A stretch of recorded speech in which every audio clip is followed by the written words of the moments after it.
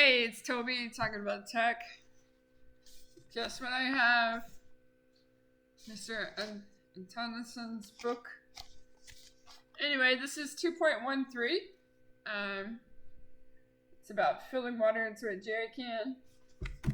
And he uses a conveyor motor and then two sensors, B1 and B2, to determine if the can is where it's supposed to be.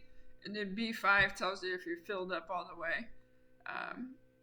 So what I did is I wrote out some notes and I did my truth table, because before we program we should truth table. At least that's the rule I try to go by, which I'm not always good at. Anyway, what I've got running here, after I did that, I made up two little function blocks. One function block, which I guess it's not going to let me look at it there. I did a motor start for the conveyor. Just basic, like start the machine, start the motor, and then have this stop request, right? And I did a function block for that. And then the commands, the outputs our status commands come in as the outputs from this motor starter.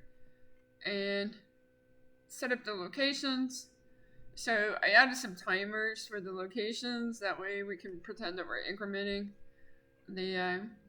and then do a Jerry fill request and do that based on location. So according to his description, he's got B1 and B2, which would be like the first conveyor location and then also the conveyor fill location.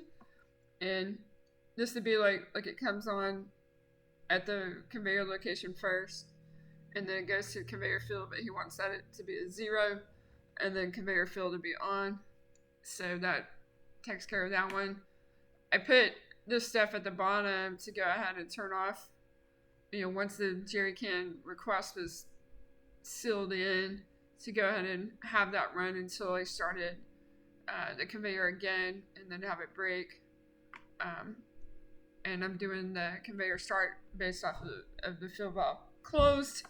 That way we don't have water on the floor, hopefully, in this imaginary scenario. The timing is kind of funky because I don't have real inputs, but it seems to be working now. If I put it to a HMI screen, then we could probably see it better. But the cool thing is that this guy is incrementing to fill the level can, and then once it's full, it shuts off. That's at a 10-second mark. But you'll see it change gears here, because I also made a function block for the fill the jerry can, and so that's a B1, B2. So right now they're both false. Now we're changing gears, so we got one on the conveyor. That should go to 0. And when that goes to true, then the valve will change state, and we'll do the request for the jerry can. Once we fill up, the valve changes state again, and then we'll change on the sensors. So, and the M1 stop, I haven't seen that come on very much, which makes me wonder if I'm constantly being short. Okay, well, that may not be a good thing. Because...